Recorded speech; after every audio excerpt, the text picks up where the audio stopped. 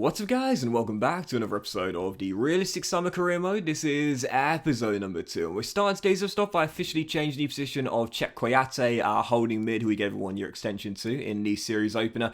He grew 2 ratings to 79 rated, and again, Kouyaté has spent a bit of time playing centre-back for both Crystal Palace and West Ham as well. Of course, he's normally deployed as a holding mid, but as we mentioned in the very first episode of The Save, Crystal Palace have got an abundance of central midfielders and central defensive midfielders, so for Kouyaté, not going to get as much game time as he would at centre-half. He grew 2 ratings to 79 overall, and he's got way more chance of getting minutes in my team in the back four as opposed to in the midfield trio.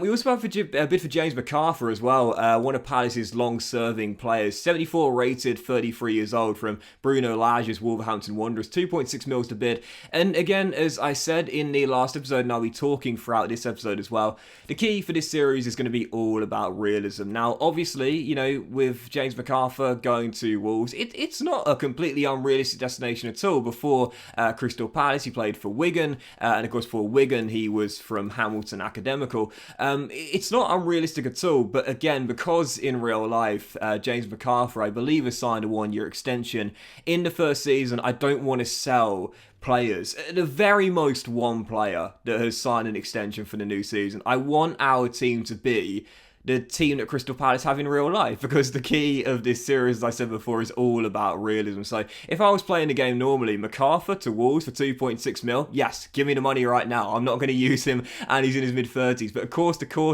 the emphasis of this series is going to be all about realism, and therefore, because McArthur is staying, at least for the first season, he will in this save as well. I possibly could be tempted to sell, but I would prefer not to, you know. Same here, Milivojevic wanted by RC Lens. Funnily enough, we signed Doucouré, of course. He's now become a holding mid, growing 2 ratings with the position change there. And again, Guy to the Torino, 34-year-old goalkeeper. I wouldn't be against selling for £3 million here, but because the likelihood is these players are going to stay in real life. Guy to Palace's current number 1, Milivojevic, the captain at Selhurst Park.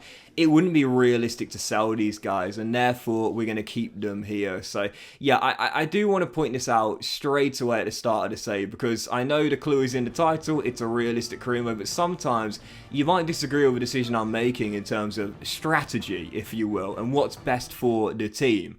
But it's all about realism, you know, and I really do feel as though we have to keep it as realistic as we can, especially in the very, very beginning and the foundation of the save. I want this Crystal Palace team to be very similar to how it looks in real life, and at the moment it is the case. We haven't sold any players. We obviously swapped out Jaroslav Jack, but currently our 3 signings are all players Crystal Palace has signed, so I want it to maintain that way as well. I would, of course, start signing players that Palace haven't signed yet, if they are what I would consider realistic fits or good fits for the team. But for now, yeah, the team is as realistic as it can possibly be, and that is the key. So yeah, first game of the season though was indeed Chelsea away at Stamford Bridge. So we got 3 London derbies to start the month off of this season. Chelsea, Brentford at home, and then also West Ham away as well. So 3 London derbies starting the season off for Crystal Palace. Certainly not easy fixtures whatsoever, and taking on the Blues here under Thomas Tuchel.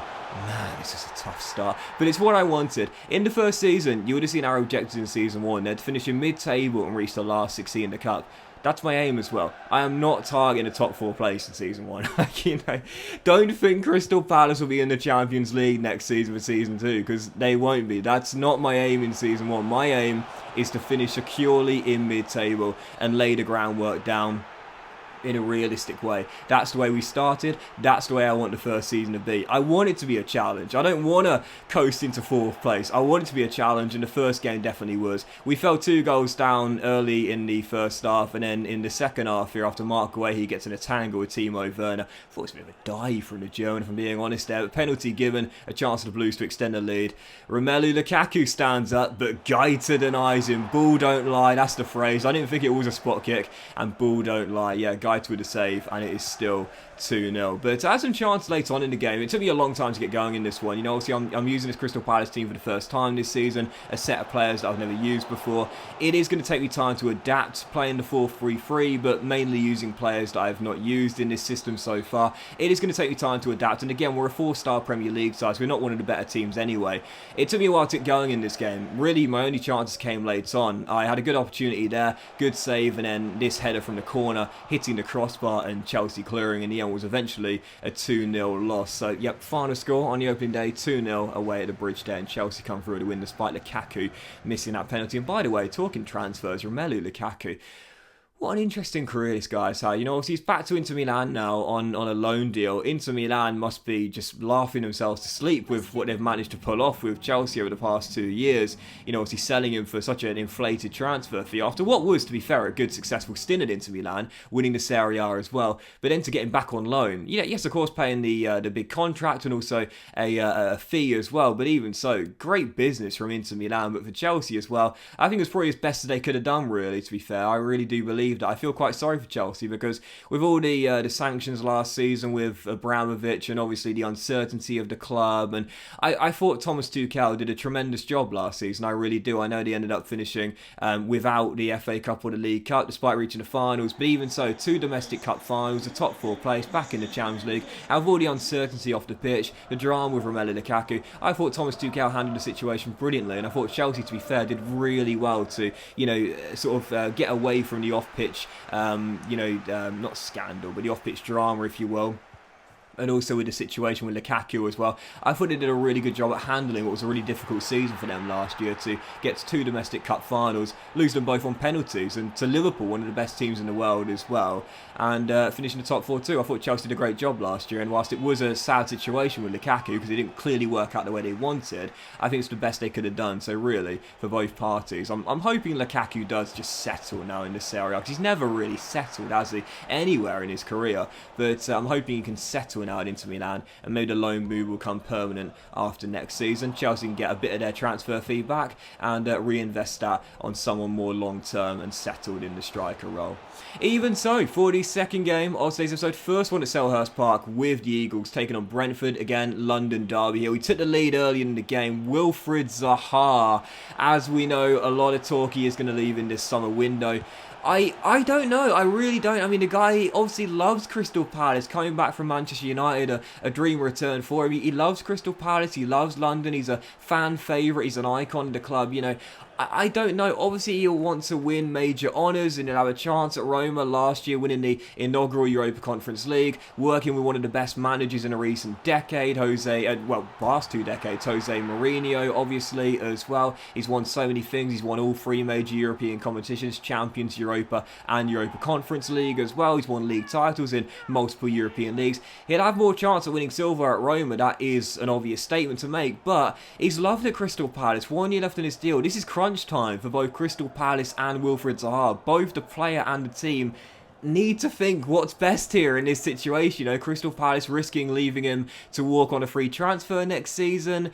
High risk, high reward though. You might well extend and stay and see out his career at Crystal Palace. And as for Wilfried Zaha, what does he want to do? If he could win a major honour at Crystal Palace, he'll go down as a club legend, but he'd have more chance to do it at a bigger European side like AS Roma. So, yeah, very interesting situation with Wilfried Zaha. What do you guys think? Is he going to leave or is he going to stay? I'm very excited to see what happens. Whatever does happen though, I know Crystal Palace fans will be so grateful for his service for all the years, coming back from his unsuccessful stint at Manchester United and being a real icon and one of their best players, for several years now. So whatever happens with Zaha, he'll be loved by the fans regardless, whether he leaves or whether he stays. And I just hope it works out for both him and the club as well. Even so, yeah, taking on Brentford, the Bees would level it through Christian Eriksen going to Manchester United, of course. I know so many people wanted him to stay at Brentford. If I'm being honest here, I'm just so glad to see him back on the pitch. Wherever the guy plays, I don't mind. I'm just so happy to see him grace a football pitch once again. And obviously last season, under Thomas Franker at Brentford, he was great. He was really, really good with the Bees last season. Coming back from what he's had to face, every football fan will always love Christian Eriksen.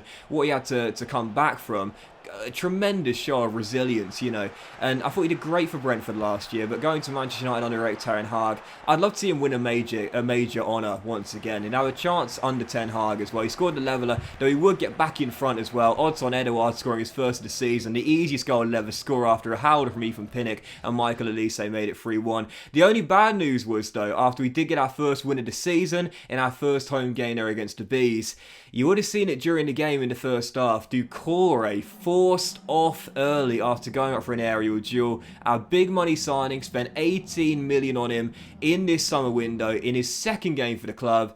he dislocates his shoulder. Yep, done for 2 months. That is absolutely gutting, and we won't see him again until around November time. Chet Doucouré, big money signing. He plays 1.5 games, not even that, and he's done for 2 months. But I don't mind one bit. Why is that? Because injuries are a realistic part of the game, and they'll be a prominent feature in this save as well. We're kind of trying to keep it realistic, so I don't mind that one bit. But that was today's episode of the Summer Realistic Career Mode, guys, or the Realistic Summer Career Mode, guys. Big thank you for watching. Hope you enjoyed. If you haven't, drop a like. Much love to you all. Have a fantastic day, and I will see you for the Realistic Summer Career Mode very soon, featuring a transfer deadline day signing very soon.